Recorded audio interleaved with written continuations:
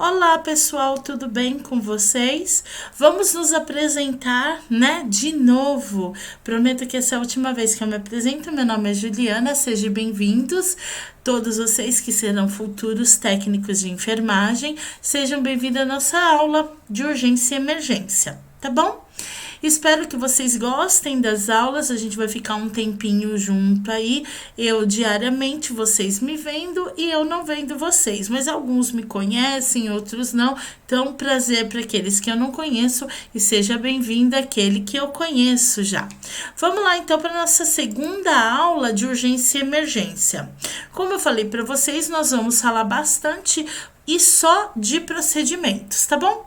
Então, a gente começou a aula falando de sinais vitais, eu só coloquei a temperatura, porque a teacher aqui tava com um probleminha de internet, então não dava para fazer uma aula toda de sinais vitais, mas eu já consertei o problema e hoje nós vamos falar de todos os sinais vitais pra gente pular para a parada cardíaca, tá? Para PCR e RCP. Então, bora falar dos sinais vitais. Então, a frequência cardíaca, depois eu vou colocar o videozinho complementar para mostrar para vocês como é que faz, né? Creio eu que todos vocês sabem aferir os sinais vitais, né? Fazer o controle ali do paciente, mas vamos recordar, tá bom? Então, vamos lá falar da frequência cardíaca, que é o pulso, é a expansão e contração alternada das artérias correspondendo aos batimentos cardíacos, né? Vários fatores podem modificar alterações na frequência cardíaca, como aumentá-la ou diminuí-la. Exercícios físicos, emoções, hipertermia, medicamento, alimentação e algumas patologias podem fazer com que o coração bata menos ou bata mais, né? Bradicardia ou taquicardia, tá bom? O número de pulsações por minuto denomina-se frequência cardíacas, batimentos por minuto. Beleza? Creio eu que todos vocês sabem como que é um normocárdico, né? A normalidade do batimento cardíaco. Então, vamos lá. Quais são os locais para verificação do pulso? Radial, né? Aqui. Ulnar, aqui. A gente sente aqui a batida, tá bom? Braquial, aqui. Deixa eu ver. Aqui. Cubital, tá lá embaixo, carótida, temporal e o pedioso, tá bom? Esses são os lugares para verificar o batimento cardíaco do paciente. Então, a avaliação dos sinais vitais, os pontos de pulsação, aqueles que eu falei, acabei de falar, acabei de mostrar para vocês também, só deixei de falar da artéria poplítea, que é aqui atrás do joelho, tá bom? Esses são os lugares que a gente pode aferir a pulsação do paciente. Como que é verificada a pulsação desse paciente, né? Então, a gente precisa de um relógio com ponteiros de segundos, né? Então, vamos levar lá 1 minuto cheio, 60 minutos. E aí, usando o dedinho, né? Em um desses lugares, normalmente a teacher aqui usa o quê? A radial, aqui, né? Usa a radial e vou ali contando todinho os 60 segundos, ver quanto é no minuto cheio que vai bater o coração do paciente, quanto que tá batendo o coração do paciente. 60 batimentos por minuto, 70 batimentos por minuto, depende, tá, da patologia do paciente, da condição do paciente, tá bom? Mas é assim que vai ser verificado. Lá no final do vídeo, a prof vai colocar o vídeo complementar, explicando certinho, demonstrando como que faz faz a demonstração da aferição dos sinais vitais, tá bom? Então, o que a gente precisa? Do relógio com ponteiro, a gente precisa lavar as mãos sempre, antes e depois dos procedimentos, explicar o procedimento para o paciente, sempre colocar o dedo indicador médio ou anelar, não é anular, tá? Ali tá errado, anelar sobre a artéria escolhida, fazer uma leve pressão suficiente para sentir a pulsação, né? Coloca lá o dedinho. Deixa eu ver, não precisa apertar lá no fundão, né? Se eu colocar assim, dependendo como que o paciente tá, a gente já sente o tu, né? Procurar sentir bem o pulso antes de iniciar a contagem, contar os batimentos durante 60 segundos e anotar lá no SAI, normalmente, do paciente, né? Vamos falar da frequência respiratória, né? A frequência respiratória, eu acho que em alguma aula, para alguns alunos, eu disse assim, que a gente não costuma dizer para o paciente que nós vamos verificar a frequência respiratória dele, tá bom? Porque ele pode ter o controle disso, ou ele segura e tenta respirar mais espaçado, se ele estiver respirando rápido, ou se ele estiver respirando devagar, ele tenta aumentar essa respiração. Às vezes ele tenta burlar isso aí. Por isso que não é bom a gente pegar e falar para o paciente que vamos verificar a frequência respiratória dele, tá? Ah, Tite, então como faz? Eu, Juliana, faço o quê?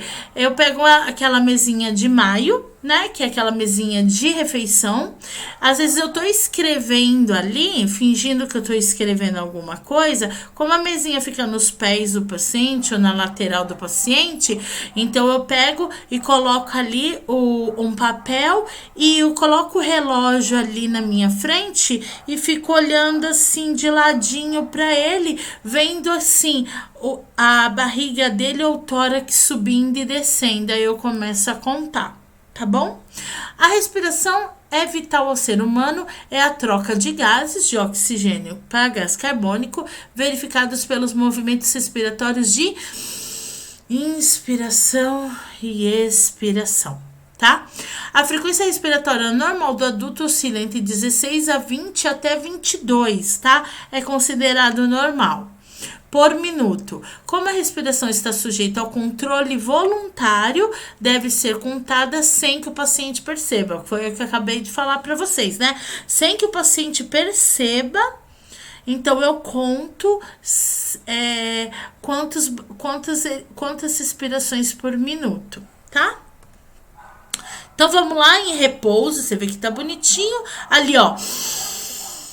Inspiração, expiração, tá bom?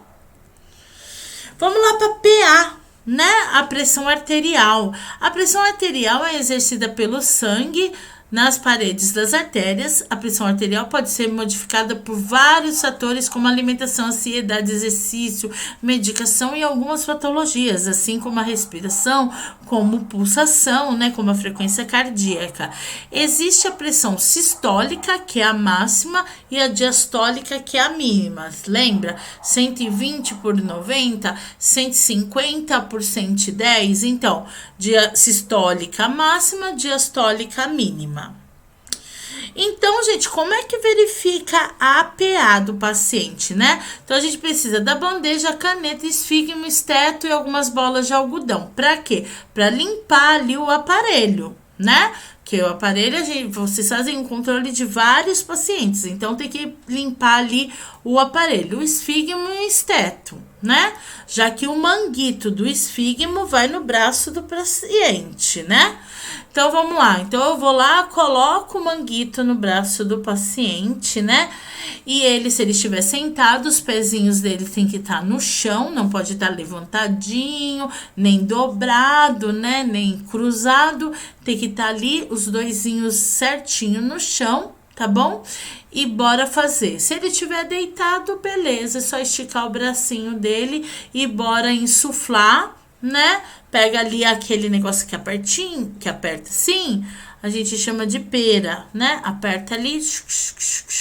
Claro que às vezes a gente tem que perguntar para o paciente, né? Se a gente é conhecedor e verificou o prontuário do paciente e ele é um paciente hipertenso, então nós vamos verificar lá no SAI qual que foi a última a aferição da pressão dele e a gente faz um parâmetro ali, tá? Se deu 150 por 90, então vou insuflar ali até 180, até 200, até 220, né? Se ele é hipertenso. Insufla, aí bem, vai soltando aquele pininho bem devagarzinho. E aí, às vezes, você ou escuta, coloca o esteto aqui, né? Ou você ausculta a batida, tum. Quando você, ao escutar aquela primeira batida, tum, é a máxima, né? É a sistólica, tum.